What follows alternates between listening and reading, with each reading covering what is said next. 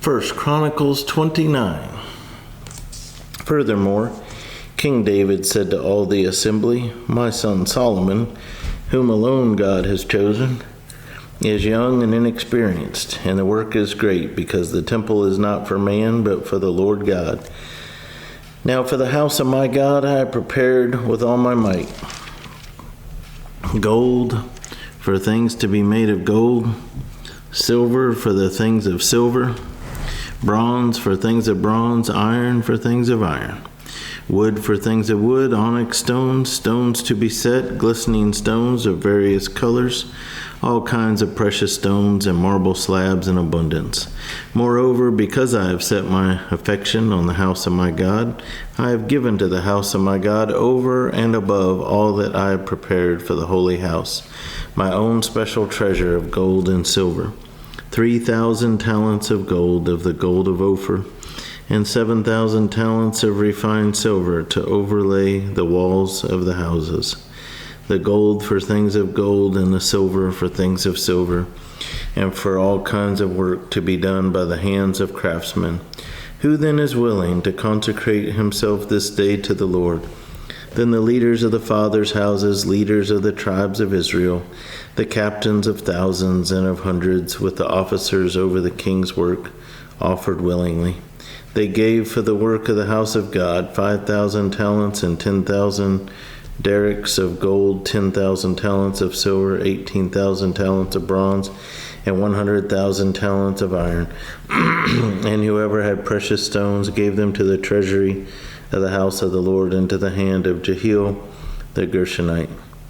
Then the people rejoiced, for they had offered willingly, because with a loyal heart they had offered willingly to the Lord. And King David also rejoiced greatly. Therefore David blessed the Lord before all the assembly. And David said, "Blessed are you, Lord God of Israel, our Father, forever and ever. Yours, O Lord, is the greatness, the power, and the glory, the victory, and the majesty. For all that is in heaven and in earth is yours. Yours is the kingdom, O Lord, and you are exalted as head over all. Both riches and honor come from you, and you reign over all. In your hand is power and might. In your hand it is to make great and to give strength to all. Now therefore, our God, we thank you and praise your glorious name. But who am I and who are my people, that we should be able to offer so willingly as this? For all things come from you, and of your own we have given you. For we are aliens and pilgrims before you, as were all our fathers. Our days on earth are as a shadow and without hope." So that's the end of verse 15. We still got to go to verse 30, but let's just point out here in verse 9, said the people rejoiced, for they had offered willingly, because with a loyal heart they had offered willingly to the Lord. And so they weren't given out of compulsion or obligation. They wanted to give, and they gave willingly. And then in verse 14, it says, who am I and who are my people, that we should be able to offer so willingly as this? For all things come from you, and of your own we have given you. And that's important.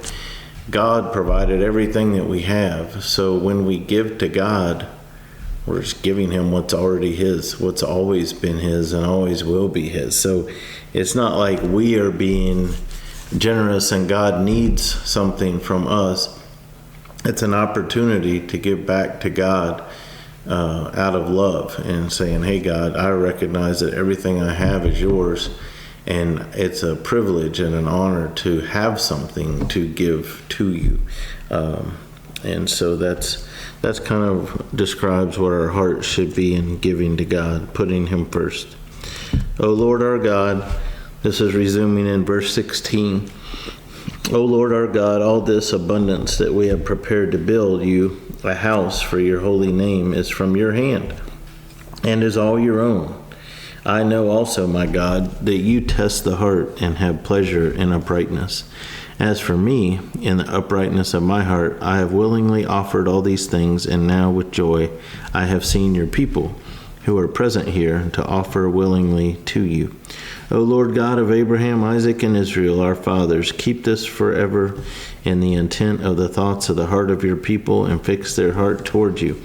And give my son Solomon a loyal heart to keep your commandments and your testimonies and your statutes, to do all these things, and to build the temple for which I have made provision. Then David said to all the assembly, Now bless the Lord your God. So all the assembly blessed the Lord God of their fathers, and bowed their heads, and prostrated themselves before the Lord and the king. And they made sacrifices to the Lord, and offered burnt offerings to the Lord on the next day, 1,000 bulls, 1,000 rams, 1,000 lambs, with their drink offerings and sacrifices in abundance for all Israel. So they ate and drank before the Lord with great gladness on that day. And they made Solomon, the son of David, king the second time, and anointed him before the Lord to be the leader, and Zadok to be priest. Then Solomon sat on the throne of the Lord as king instead of David his father, and prospered, and all Israel obeyed him. All the leaders and the mighty men, and also all the sons of King David, submitted themselves to King Solomon. So the Lord exalted Solomon exceedingly in the sight of all Israel, and bestowed on him such royal majesty as had not been on any king before him in Israel. Thus David, the son of Jesse, reigned over all Israel, and the period that he reigned over Israel was 40 years. 7 years he reigned in Hebron, and 33 years he reigned in Jerusalem. So he died in a good old age, full of days and riches and honor, and Solomon his son reigned in his place. Now the acts of King David, first and last, indeed they are written in the book of Samuel the seer, in the book of Nathan the prophet, and in the book of Gad the seer, with all his reign and his might, and the events that happened to him, to Israel, and to all the kingdoms of the lands. And that is the end of First Chronicles, there in chapter 29. So it was some wisdom. David having many sons, not all of them getting along. Some of them had tried to kill David when he was king. He knows some of them are going to rebel. Instead of waiting till he died to let people fight it out and see if they'd honor his wishes, he wisely made Solomon king while he was still living. And even though it didn't tell this part of the story in 1 Chronicles 29, it did back in Kings, where one of his sons did try to claim the throne on his own while David was still living, and so Solomon had to deal with that. But anyway, that is the end of 1 Chronicles.